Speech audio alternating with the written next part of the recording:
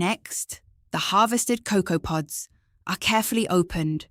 Inside each pod are rows of fresh cocoa beans covered with a sweet, white fruit pulp. At this stage, the beans don't taste like chocolate yet, but their amazing journey has only just begun. The fresh cocoa beans are placed inside large wooden boxes. Then they are covered with banana leaves.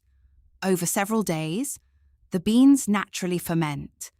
This important process creates the rich flavors that make chocolate taste so delicious.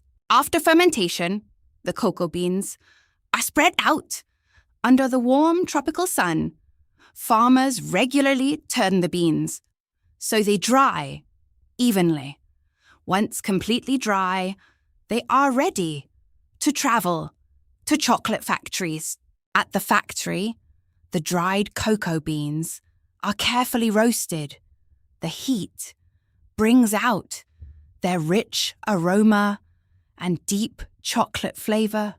Now, they finally begin to smell like chocolate. After roasting, the beans are cracked and ground into a thick, smooth liquid.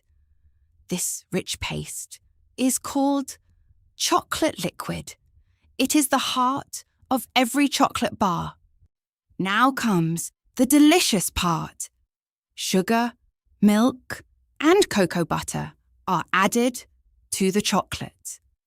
Everything is mixed together until it becomes smooth, creamy, and silky. Every chocolate company has its own special recipe.